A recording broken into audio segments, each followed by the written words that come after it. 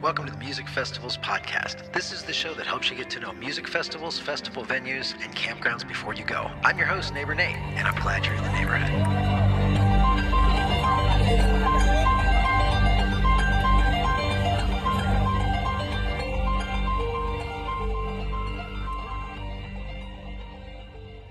Welcome back, neighbors, to episode number 30 of the Music Festivals podcast. This is the show that helps you get to know music festivals, festival venues, and campgrounds before you go. And every week, I'm still your host, Neighbor Nate. Very excited that you're back here. We're continuing this week with a festival preview for the upcoming Whippersnap Music and Arts Festival that's held at the Florida Sand Music Ranch. That's coming up very soon, February 19th through the 22nd, and that's down in Brooksville, Florida. My guest this week is the co-founder and guitar player for a Seattle-based instrumental band that will be headlining on Friday night at that fest. And the band was founded in 2009. The Polyrhythmics are known for their unique fusion of funk, Afrobeat, psychedelic, and jazz styles. And I'm super excited to see him get to play. So I would love to welcome to the show today, Mr. Ben Bloom. How are you, Hey, hey, Ben? hey. I'm doing good, Nate. How you doing? Good, man. I'm glad that we can have some time to do this. So thanks for jumping on. Of Definitely want to course. jump right into this, man. So you guys have an interesting background. I have to think, did you grow up as a band kid in school?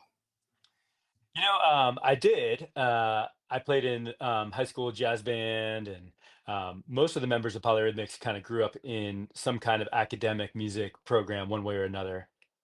Yeah. It wasn't part of my original questions, but I'm a parent of I'm a band parent, right? And so Yeah. like I understand that the army of people that it takes to make that worth.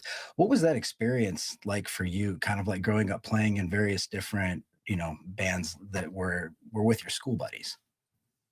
I feel like I had a really fortunate and amazing upbringing, playing starting mostly in my high school jazz band. I had an amazing instructor and teacher and mentor named Carl Stroman. I grew up in New York, just outside of New York City, Okay, and cool. we had a really cool jazz band program. Stroman was a writer. He played all kinds of different instruments. He wrote music for Warner Brothers and all kinds of crazy stuff like that. He was really into the New York City jazz scene, and he sort of adapted our rhythm section in our jazz band, and kind of took us under his wing, gave us a little special treatment, if you would, and sort of made us like form our own band. So he was like, "Okay, you guys are the rhythm section in the jazz band. In order for to get better, I want you guys to play as a band outside of the jazz band." So we did. We started kind of a rock jazz fusion band,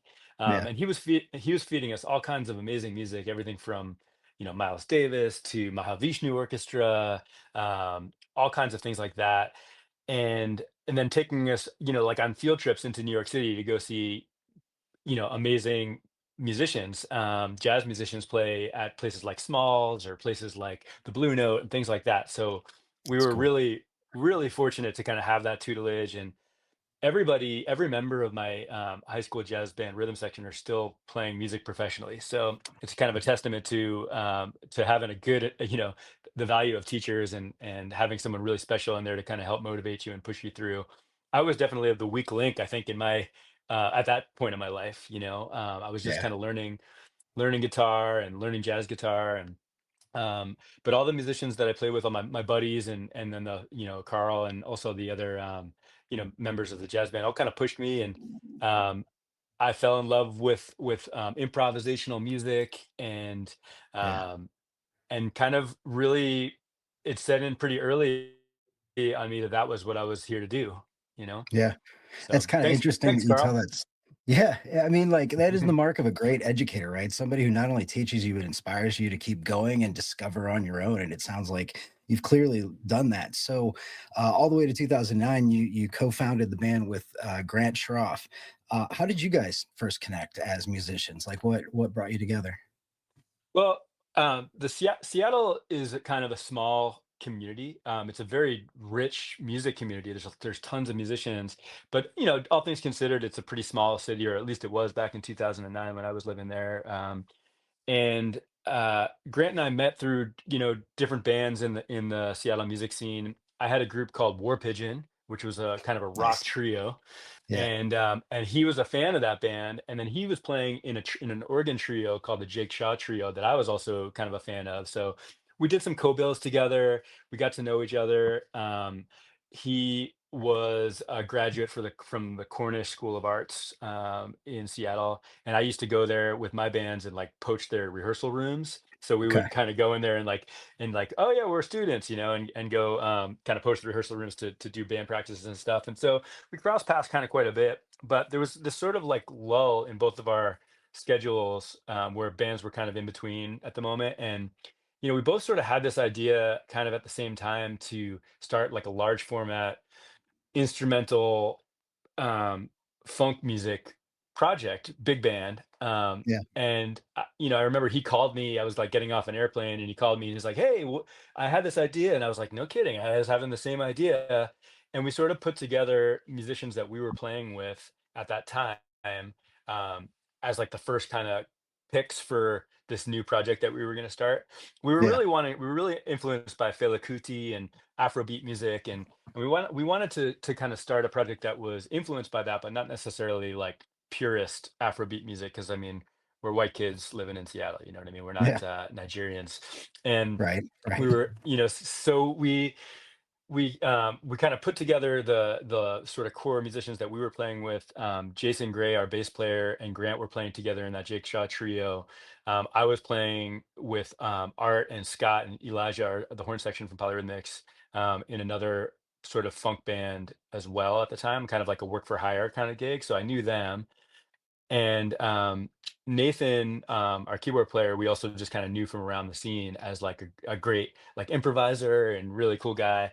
So we kind of pulled everybody together to start writing music, to record a to record some music to make 45s. We were both really interested in making vinyl records at the time, Yeah. and we both had Okay. this kind of itch for 45 recordings. And so we kind of put the project together as a recording project, really, just to write music with the goal of like putting out a 45. And we wrote about 10 tunes. We went in the studio and tracked them. We started like pitching the music to different labels all over the world, actually, who were putting out 45s. At that time, there wasn't as much of a vinyl phenomenon going on as there is right now. Right. And Yeah. so the labels were easier to approach. There wasn't that many of them. And pretty quickly we got picked. One of the singles got picked up by a label out of Brooklyn called Electric Cowbell Records. And they put out our first 45. And then shortly after that, a label in Canada called Kept Records wanted to pick up a couple other singles from that EP that we kind of made. And so before we knew it, we had a couple 45s. We decided to press the EP to CD and like do a CD release show, just because we were like, okay, we did all this work. It seems like our music's getting out there. We should play a show. Yeah. So we booked a gig in Seattle at a small club that was kind of popular to both of our bands called Toast. And we performed the music from our EP and maybe a couple of covers, I can't remember. But what was immediately noticeable was how receptive. I mean, the show sold out. The place was jumping. People were just like overwhelmed with this music that we were playing, and we were just like, "What's happening here?" Right. We sort of had to recalibrate because we didn't really anticipate this being a live band. We thought we were just going to make recordings. Really, that was really kind of the main thing. But then after that night, and all of the positive feedback that we received, and like how good it felt to play this music live, and how good it felt to see a room full of people in Seattle dancing, which at that time was sort of not as popular, Yeah. believe it or not. Okay. We Right. used to we used to we used to say in Seattle there was this dance that everyone knew called the Space Needle, and the Space Needle is like this, Yeah. Yeah. where you just kind of stand and watch the band. And that was kind of the main mode of expression, for most shows. But that wasn't happening that night at Toast. So we were jazzed, and we kind of decided to try it out as a live band. And 15 years later, we've been touring all over the country and Canada, and have put out 7 full-length records and a number of different 45s and lots of more recordings to come. And we've kind of been able to balance the recording project idea, which is really the fundamental reason that we're a band, Yeah. and then obviously the live shows, which is a whole life of its own. Well, and I mean, like, yeah, it's interesting to hear you talk about it as like this aha moment because it's also to the tune of almost 100,000 monthly listeners on Spotify. And that's incredible, especially for a genre that's such a fusion between a lot of different things, right? You guys, I want to talk about the latest albums. That was 2023, and this was Filter System. I actually was just playing this today. It's a really interesting album. We got 10 tracks on there, I've noticed that you guys tend to lead in with the title track. What's the method there?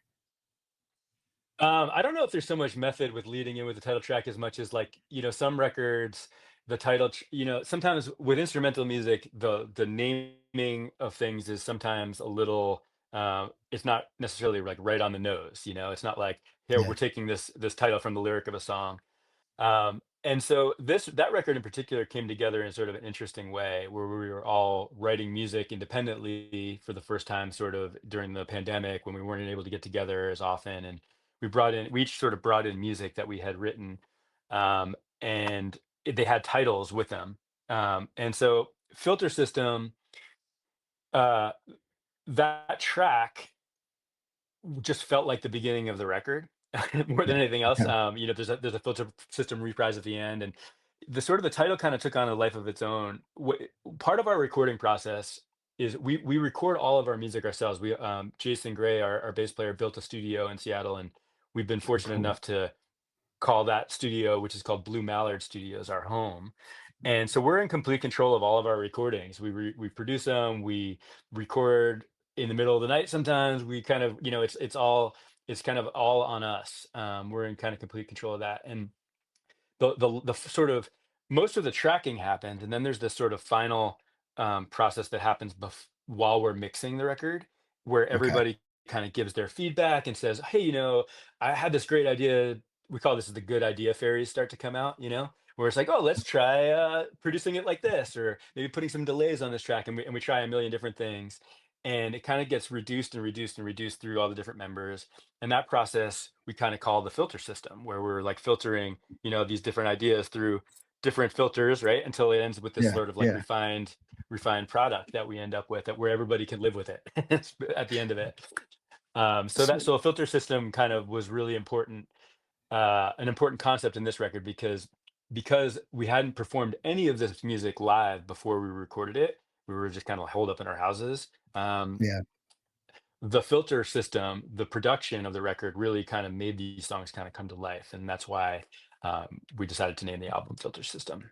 That's super cool. I mean, yeah, I read an Instagram comment from the band when you guys released the album, that alluded to that the album brought us solace during these turbulent times. So I had to imagine that that was in reference to the pandemic.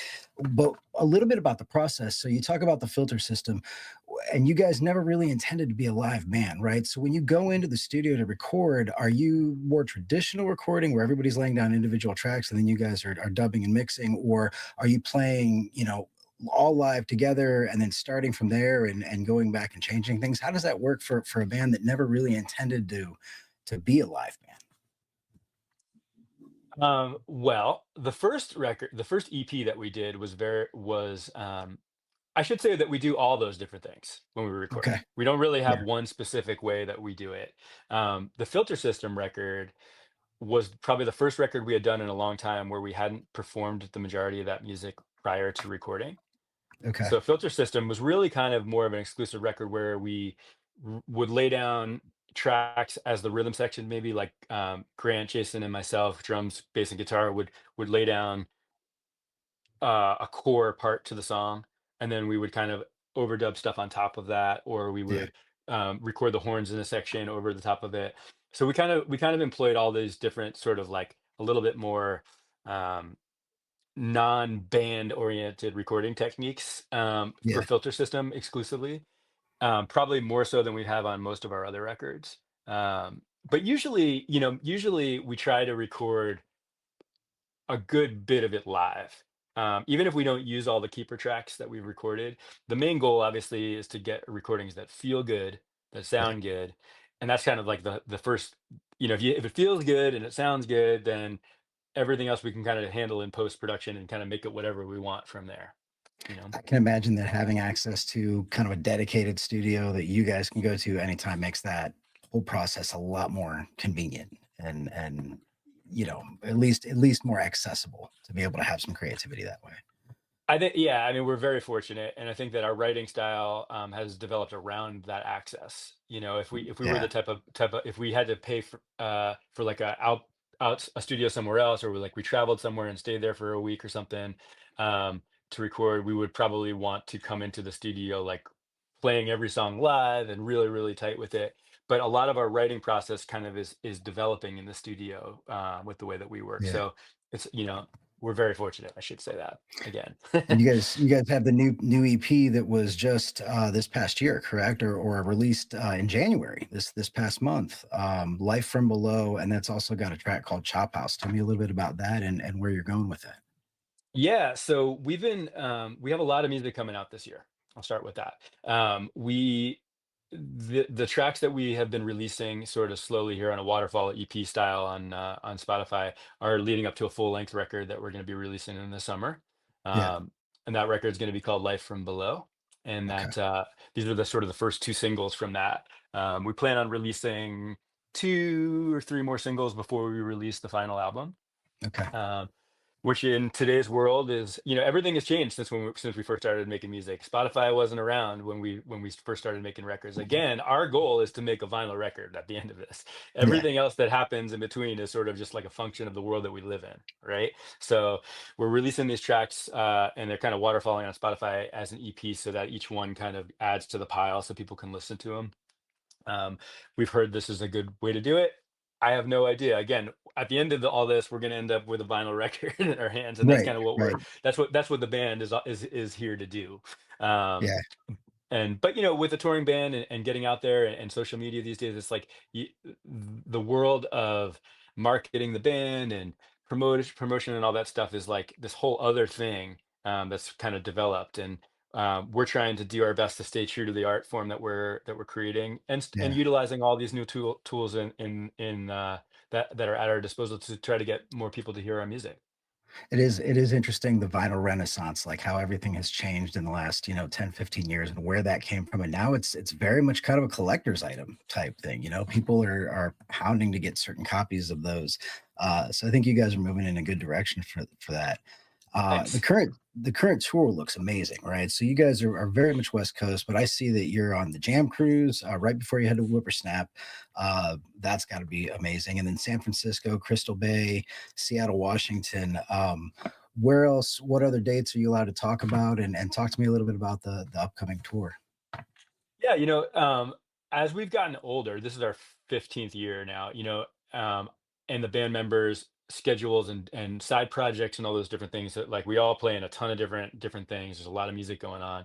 Yeah, Um, and being an eight-piece band, seven-piece band, eight people touring on the road, it's expensive to tour. right. So we try to get everywhere that we can, but we tend not to be out for like more than like 12 days at a time. That tends to be the way that we do it. So we try to like sort of tackle regional stuff and fly into a place and tour in a region and kind of go from there. So the next, as before the album is released, we're going to be kind of continuing that strategy. As we head into summer, there's a lot of festivals and stuff like that we'll be doing, and that I'm sure those announcements will be coming soon. But the spring really has us sort of ramping up these singles, hitting kind of major markets on the West Coast. um, and then once the album comes out, I imagine there's going to be a lot more work to be done to get on Yeah. the road. Yeah, I can imagine. I think everybody's pretty excited about your headliner at Whippersnap. Have you guys played at the Florida Sand Music Ranch before, or is this a first time for you? This is the first time we've been there. We've had great shows in Northern Florida and Southern Florida, all over in Florida, and we really loved coming there. We were supposed to play in Clearwater for Clearwater Jazz Festival this Okay. last fall, but that got canceled because of the hurricane. Yeah. And so we were bummed that we weren't able to get back to Florida sooner. But we're looking forward to this one. The festival promoters and everyone have been really really cool, and sounds like it's going to be a really fun event. Yeah, Shane's been going out of the world just to get everything together. I know the lights are going to be great. What do you guys have planned? So what can folks expect from the set from the Polyrhythmics? Well, so let's see. We're going to be coming right off the Jam Cruise and going right to Whippersnap Festival. So we're going to be firing. We're going to be jazzed Right. up from all the sit-ins and all the hanging with all of our favorite musicians and stuff on that boat. And we're going to be playing music. Probably, we typically don't write our set lists. Believe it or not, I'm kind of giving away a little secret here, until we get to the venue. Okay. And the main reason for that is because at least I love to show up at a place and feel what the vibe is like in that place. Yeah. Um, a lot of our, if across our music, we range from everything from like hard hitting funk music to Afrobeat stuff to cinematic kind of slower jams to moody stuff. And we try to craft sets that kind of take you on a journey, right? But we don't know what journey that's going to be until we get there and say, okay, what else is going on? What's the vibe like on this festival? What do people need right now? What do we Yeah. need right now? So usually that ends up looking like a set list comprised of music from all of our records in one way or another, including stuff that we haven't released yet. So there'll be some brand new stuff. We'll probably touch on some of the newest releases that have come out at that time. We may have one more single out before that festival. I'm not sure. Nice. Um, and so some of that, that music, I'm sure we'll touch on. We'll probably pick maybe a cover that we're really really feeling at that moment. Nice. And you know I can tell you that while I may not know exactly what the songs are going to be, it's going to be a funky set that's going to take you on a journey. And we're going to try, our goal is going to be no matter where people start their evening, they're going to end up dancing at the end. Nice. Yeah, it's really cool to hear that you kind of like personalize it to the vibe of the festival too. Yeah. What are it sounds like you guys play this and you do this kind of routine at festivals, but what are some of the festivals that are memorable for you? Like where have you been that you're like, man, that's a festival everybody's got to check out. Ah, um, I'd say the one that kind of comes to my mind, like first and foremost, is High Sierra Music Festival. Okay. Um, Yeah. in Quincy, California. That's a really special festival. It's kind of like it's sort of hard to describe why. It's kind of a feeling when you're there. One of the coolest things about that festival, I'll say this, is that when you show up to the festival, you have an artist liaison, and one of the first questions they ask you is, "Who on this festival would you like to play with? Who would you Oh, want to that's come cool. sit in?" And instead of us basically saying, "Oh, well, we know Skerrick, we can get him to come sit in," they're like, "Anybody on the festival is open. We'll ask them for you, and if they want to do it, then they'll come collaborate with you." And so, sometimes you show up to High Sierra and it's like Trey Anastasio band's playing, and you're like, "I want Trey to come sit in with us," or Yeah. the New Master Sounds, or any, really anybody. I remember the first year we played High Sierra, we were like, we want Carl Denson to play with us. We want Michael League from Snarky Puppy to play, and it Okay. turns out that both of them sat in with us. So it That's was cool. one of those really cool things where you're like, never really would have ever expected in a million years for that to actually come to fruition. But the festival kind of made it happen for us, which was Nice. just super cool. Great vibe. It's one of the best West Coast festivals that are out there for sure. Um, as far as East Coast festivals, I think one of the most memorable ones for me was Floyd Festival in Oh Virginia. yeah.